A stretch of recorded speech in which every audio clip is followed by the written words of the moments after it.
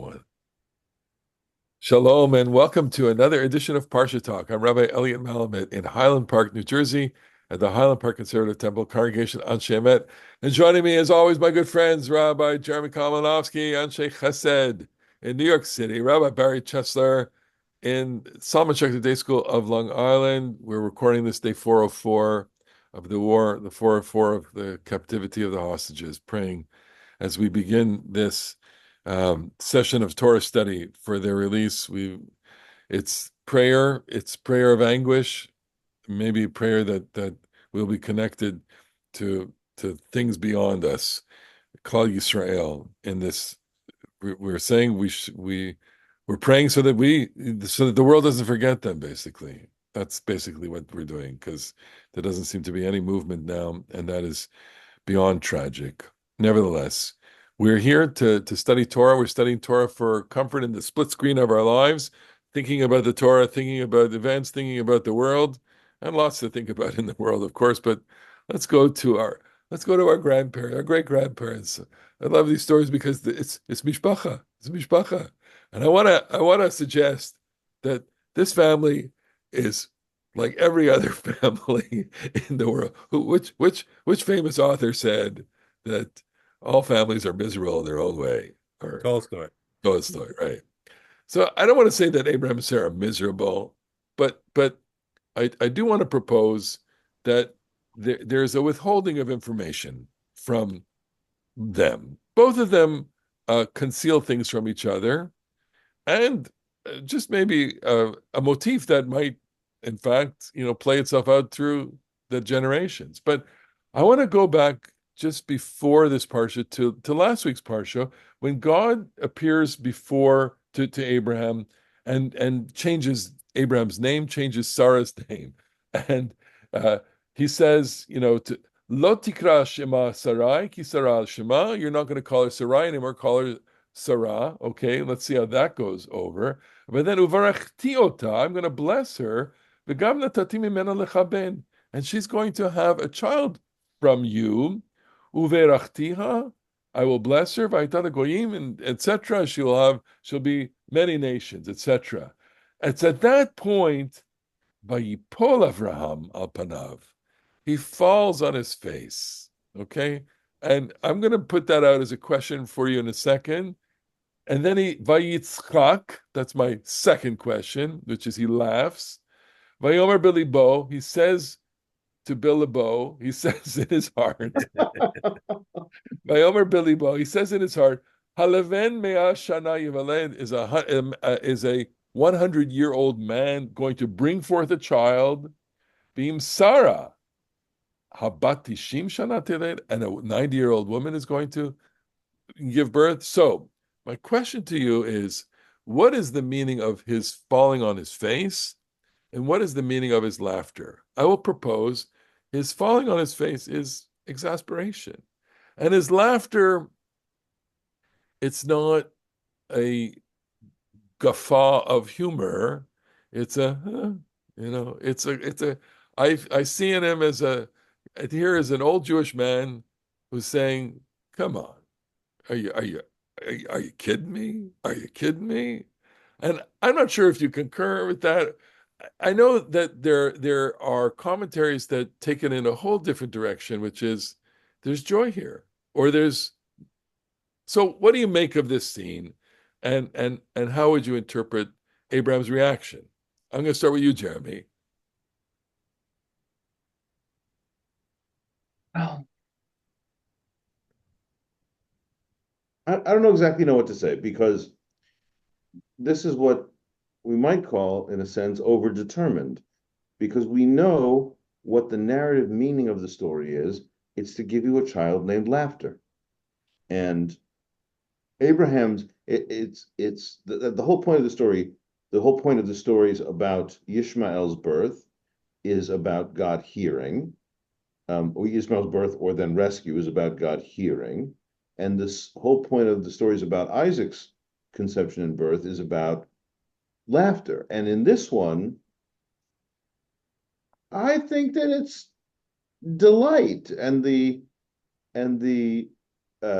negative treatment that Sarah's laughter will get in a short bit is the one that seems, unfairly harsh. You all your life, you've been promised. God, Abraham has had a long relationship now, 25 years since leaving Haran, 25 years of connection with God. And now, and after all that frustration, it's like, yes, you're finally going to have your dream come true. But he's 100 years old. He's going to be he will be 100 years old when this child is born. Okay, Barry, what Well, do you okay. So first of all, you're right. He is 100 years old, but he's middle aged because he's going to live another 75 years. Let's not forget that. But we know that. Okay, what I find striking in the way that you have presented it this time is that in the case of Ishmael, God hears, and that is included in the name. And perhaps the striking thing here is that we expect that God will laugh, but only Abraham and Sarah laugh. Because Isaac has, I think, a troubled life. And even though we claim him as a patriarch, and we've talked in the past about whether perhaps he's not damaged goods due to the last story of the Parsha, the Akedah, it's not, it was not easy to be Isaac, son of Abraham. And, interestingly, we never hear him laugh, only Abraham and Sarah. And I think we might have felt a little better if God could have laughed, because that would have been the laugh of assurance. okay. So But God also has secrets. And one of the secrets he has, in the sense, is what will befall the people after we get through the patriarchal generations. what's so interesting is that you mentioned that Abraham Isaac had such a difficult life, which is all true. Uh, but compared to Abraham and compared to Jacob, he actually seems to be pretty grounded. He seems to be okay. You know, I think I make the point that of the three of them, he had the nicest marriage, I guess.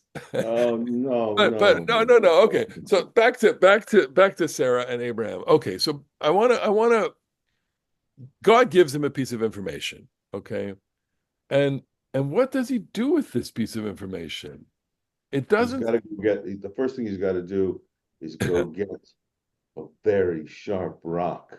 indeed. So God has informed him that he will be circumcised, okay, and he does circumcise himself. Uh, and I would ask this question as to whether or not Sarah is even aware of this, whether or not this now, it seems that he circumcised the whole household. I mean, she must have been aware that something was going on. Okay, fine. I think that's probably well known. Okay. But when we meet him at the beginning of this parsha, Vayera elav Adonai be'elonei Mamre, God appears to Abraham at Elonei Mamre, and he is sitting at the front of the or the peta, the entrance of the ohel, at the entrance of the tent, kechomayom, at the height of the day.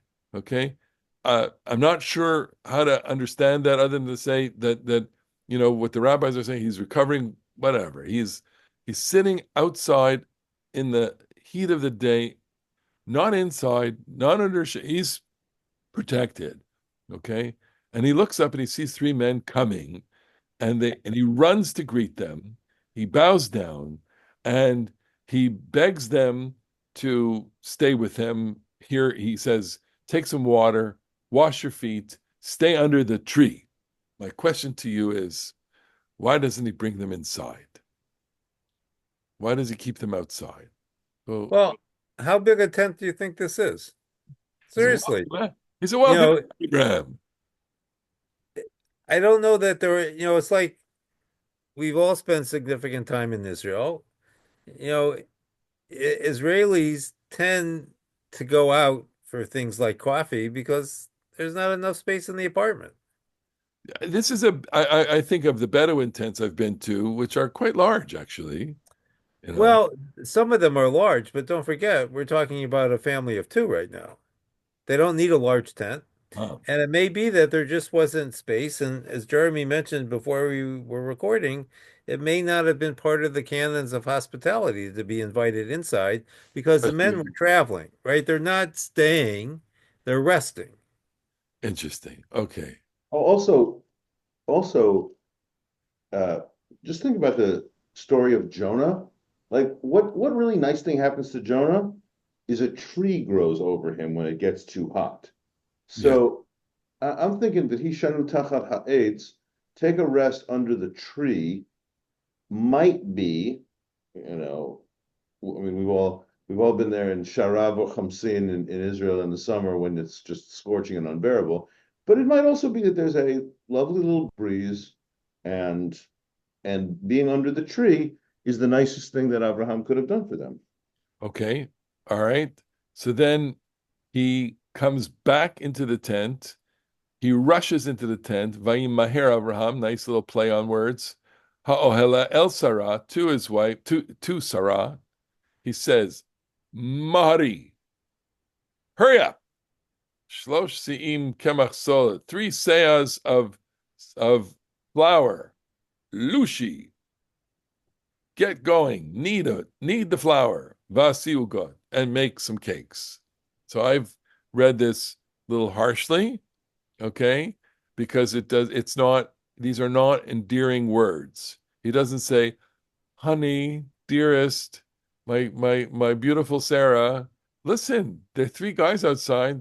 We're so lucky. Look at, you sometimes I said in my class, Abraham, but Abraham also exhibits the same kind of zrizut, the same kind of urgency. He says, "Vayarotz Abraham el habakar," and he himself runs to the cattle. And I was just thinking about this because I laned it on Monday. Like he killed a whole cow for 3 guests. I mean, how did it work in a society like that with no refrigeration and a small number of people and killing a whole cow for 3 guests? Well, and it's a in calf. the part that they didn't include in the Torah, Jeremy, he killed half a cow, and that also didn't work. He killed half the cow. Half the cow stuck around. But I'm saying it is true that in biblical Hebrew they could have thrown a few nas in there, shanana, and they could have figured out ways to, um, you know, אני מבקש ממך, שרה חמודה, please, חמודה, נשמה שלי, כפרה שלי. כפרה שלי, הנה הפרה שלי, כפרה שלי. But I think that the story is told to emphasize how urgent, how generous, how solicitous. You get those things like, if I remember right, in the old Hertz Chumash, one of those British Orientalists, in the ancient Near East, the Bedouin hospitality was famous. Like that's what the story. I think the story is being told. This Right. guy was Mr. Machnis Orchim. He's Mr. Welcome to and guests. and and and and so he is, and all that. But I really I'm trying to get granular into the relationship between Abraham and Sarah because it doesn't tell us that he talks to her other than in this really commanding way. Not only that, but he knows the information that he's going to have a child, and evidently she doesn't know this. Okay, because if we Are just you, do you, are you how much are you influenced in seeing interpersonal strife?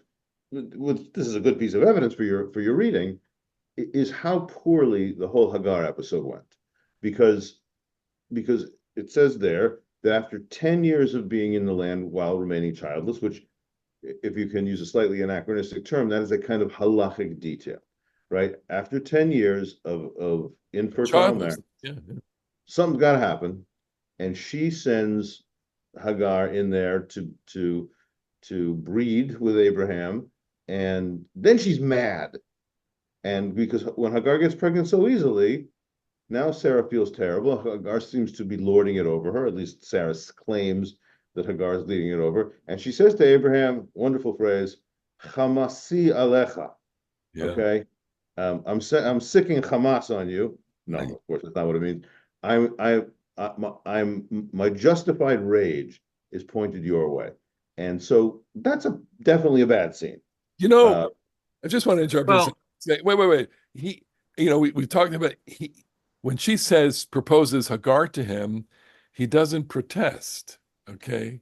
And in fact, maybe he should have said, how could I, heck, Sarah, you're my wife. You're my beloved. Da, da, da. How and he's fine, no problem. I think sometimes maybe we read too much back Okay. into it Of course, because the alternative to Ishmael at the moment is Eliezer or the unnamed and servant, the servant, right? yes. So certainly it would be better to have a child of a concubine as an heir than Then the a household servant, I would blood, think. a non-relative, of course. Okay. And, but just to touch on the Hagar episode for a moment, I think when Hagar gets pregnant so easily, it just underscores for Sarah how old she actually is, right? So, in other words, it's not like she's going to have the son now, it's that she really is old. Yeah. And I assume that, psychologically, this does not sit well with her. All right. And Abraham, of course, is not necessarily of help here. Let's move forward. So he gets the meal, and we'll leave aside the fact that there's chema v'chalav, that there's butter and milk, uvena bakar. Okay, other than to say it was before the Torah. I So thought other than to say it sounds really good.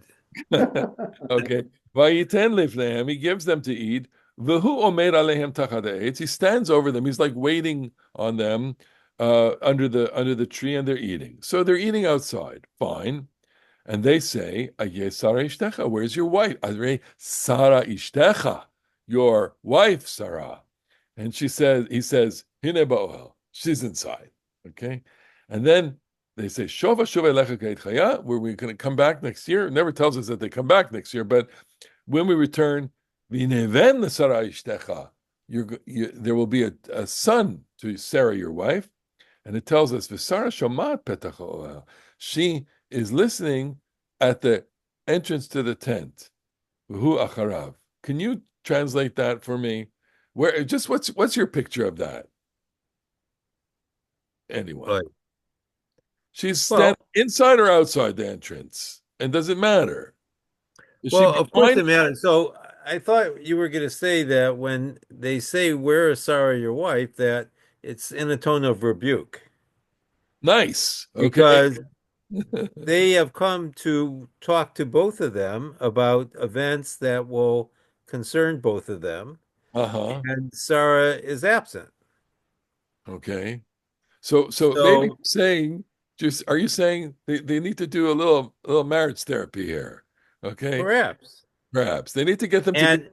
and then what again fits your theory quite nicely. What does Abraham say? He doesn't say, Sarah, come here. He says, oh, yeah, she's back there. She's back there. Okay. Well, we are 21st century enlightened conservative rabbis who are at whatever level a little bit anxious about the role of females in the Torah.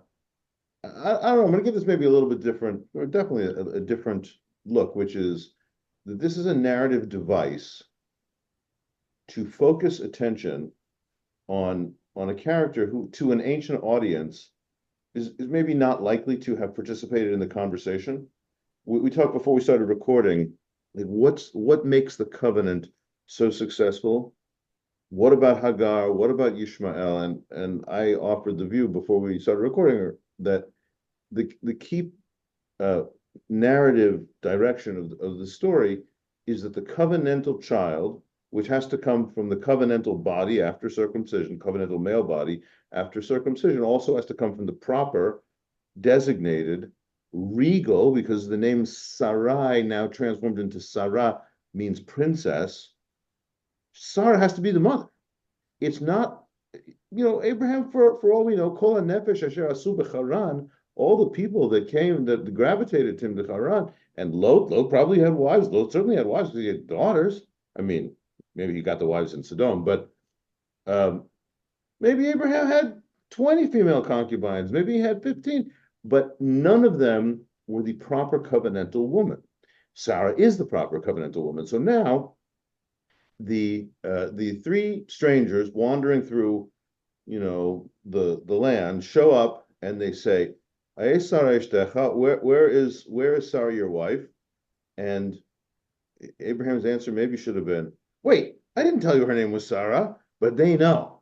They know. And they're focusing on the importance of this character. Because I'm going to tell you great news, but before I even tell you the news, I want to, as a narrative device, I want to say, where is that all important character? Who's your So wife? I, She's I would just add the observation that everything about this story from beginning to end, meaning the beginning last week when God says Lech Lecha, is about intentionality. Nothing here happens by chance. Everything is prefigured and anticipated because this covenant is cosmic in the sense that it's going to affect the rest of the world, and it becomes, in a certain sense, the goal of the creation that went awry in the Garden of Eden is now to come upon Abraham and Sarah, and through them their child Isaac, and then to Jacob and his progeny. so let me offer this, which we didn't discuss, but it just occurs to me that you can argue with me on this. When he goes, when God says that I will, lech lecha, I've thought a plausible reading is go by yourself and I will make you there because you haven't established anything here. But the text is very explicit about the fact that Abraham takes Sarah with him and takes Lot with him. He has a lot of loyalty because he's married to her, and she goes along with him. And that moment of his taking her, his demonstration of loyalty to her, and I would say at the point when they're 75 years old, there's still a lot of devotion to her. That point, he takes her. We don't know her reaction. Does she go kicking and screaming or does she go willingly? We don't know, but she goes. So we have to give her credit for that, which goes to Jeremy's point, which is she's the covenantal woman, and that is noted, and that is also noteworthy. But 25 years have elapsed, and that's a long time. And there's been a lot of frustration and a lot of back and forth and a lot of, frustration between the two of them. And he's said to her once at least at this point, when they were down in Egypt, you're not my wife, you're my sister, and how do you think she must have felt then? And here they Oh, and are. And and you know that I think, she's yeah, inside the tent, he's outside the tent, and they're not really together. yeah, you know that I think that his treatment of her in Egypt is worse than have we discussed this? Is worse than maybe It's most people. awful. It's Awful. awful, right? So she laughs here. The narrator tells us, duh, they're old, okay? Vatitzchak Sarah bikirba, she laughs internally. Acharei veloti aita li edna, vadoni zaken. I'm already old, our intimate life is not happening now, and my husband, my adoni zaken, he's an old guy. To which one of the men says, I'm sorry, V'yomer Adonai el Avram. God says, Lama zetzachaka Sarai. He's talking to Abraham about what Sarah did. Right, but he's talking to Abraham about what Sarah thought she said to herself. Nice, okay.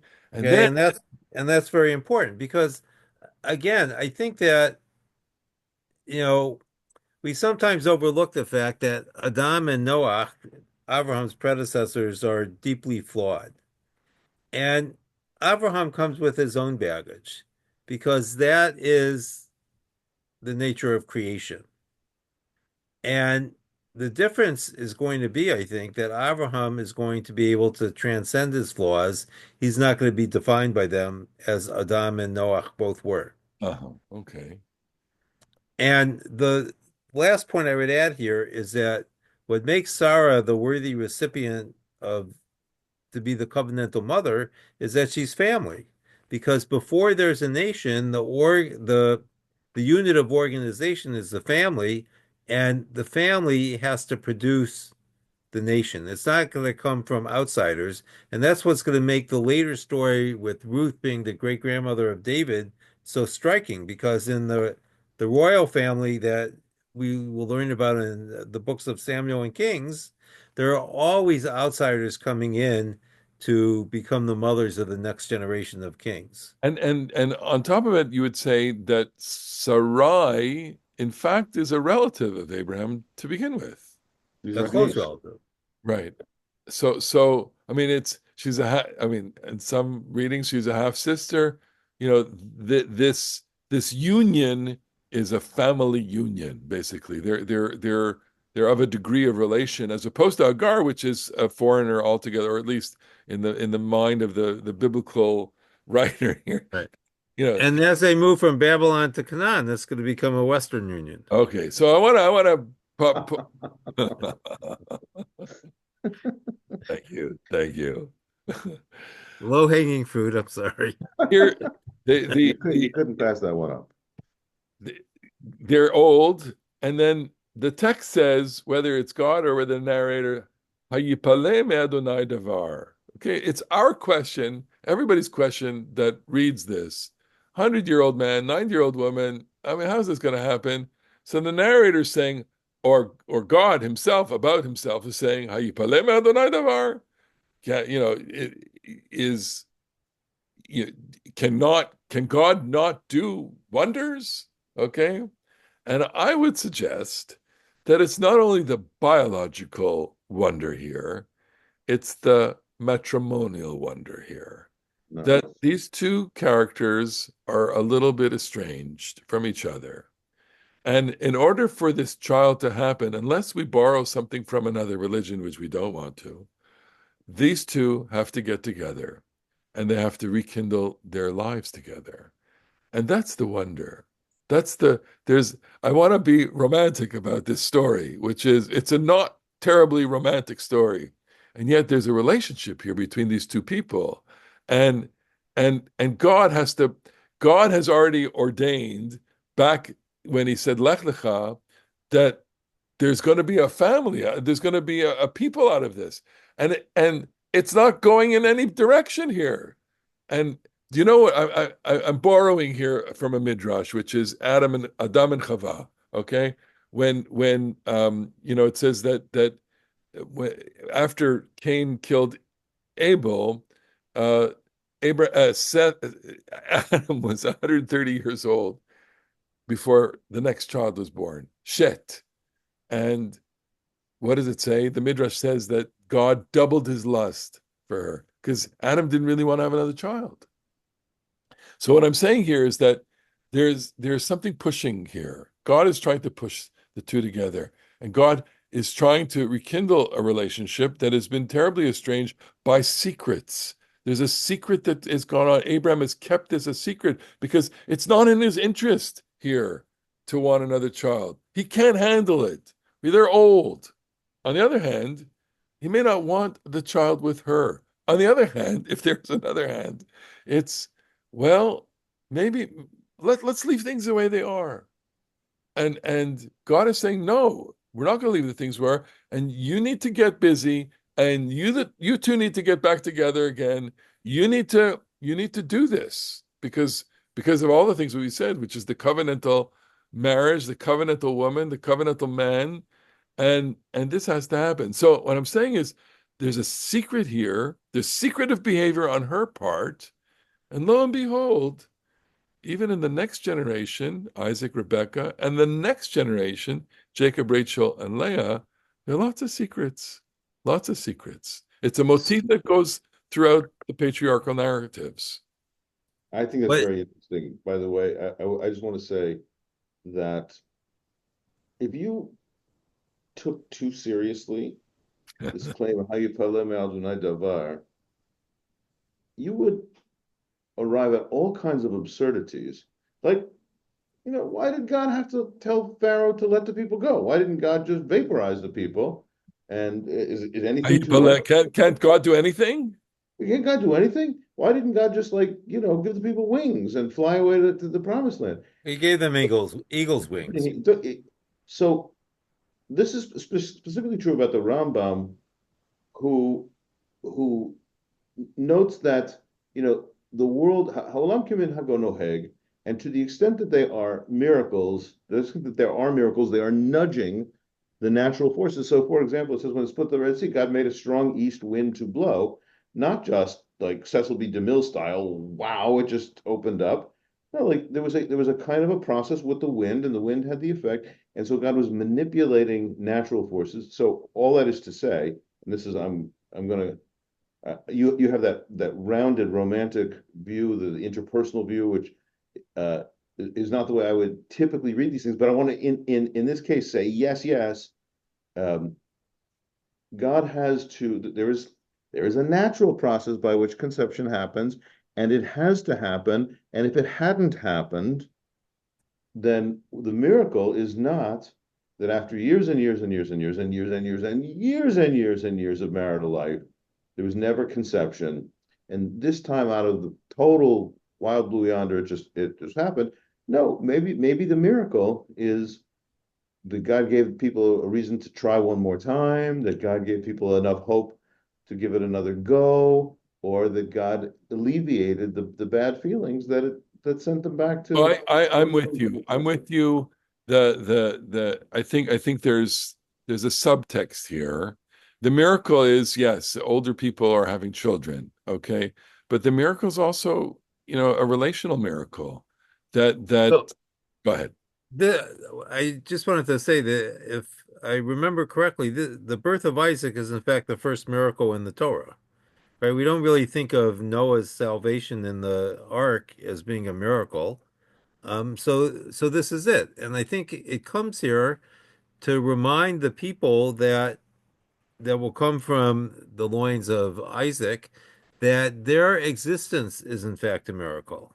And to quote the late Rabbi Abraham Joshua Heschel, I asked for wonder. And that sense of wonder, I think, begins here with the birth of Isaac. So I would just, play with that and say, well, the miracle is not the birth. The miracle is the conception. Well, the miracle is that the two of them made it back to each other. Okay. And that just frames this in a different way. Now, of course, it falls apart afterwards too. 'Cause We can worry about that next week. we can worry about it. No, no, but the point is, so later on, they have another experience after when Isaac is born, the friction returns to this marriage. Okay, after and later on in the Parasha chapter 21, when Sarah says, "Kick her out, get her out of here, get her out of here," and God approves of, I'm the Ribono Shalom, and I approve this message. God,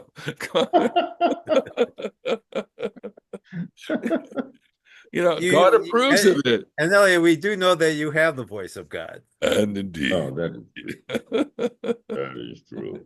very true. But yeah, right. Um, Abraham has to be, I mean, exactly as you said, Sarah proposes a course of action is monumentally cruel, and it was terrible in Abraham's eyes. And God says, no, no, no, just she knows what she's doing. As the Midrash says, she's a better prophet than you. Um, and The rabbis um, are sympathetic to her. I think they are because they know that Kibi Yitzchak Yikare Chazara, that no. the actual covenant has to flow through Isaac, and Abraham's natural parental mercy, which, by the way, I, as a 2024 reader, cannot possibly think, yeah, Abraham, toughen up, throw the kid out. No, it's terrible. Of course, Abraham is, and Sarah's cruelty is just a little It's shocking. awful. It's awful, but they're sympathetic to her, and we should be too, I guess. And we're out of time. It's a love story, kind of, with secrets and difficulties and challenges, just like we like it. Yeah. Just like You want it darker? we want it darker. Well, we want to thank everyone for watching, listening. We get a lot of lovely comments, personally, anecdotally, people writing in, whatever. It's always great. We'd love to hear from you, as always. And to our colleagues who are watching us, just put a little asterisk, in your Dvar Torahs when you get, I heard this on Parsha Talk. I know many of you do anyway. So thank you for watching. Thank you for listening, and praying again the rescue, the freedom. People should go home. They should not have any sorrow, and lots of Amen. the world, lots of Amen. world. Amen. And Shabbat Shalom. We'll see you next Shabbat week shalom. on the next edition of Parsha Talk. Bye bye.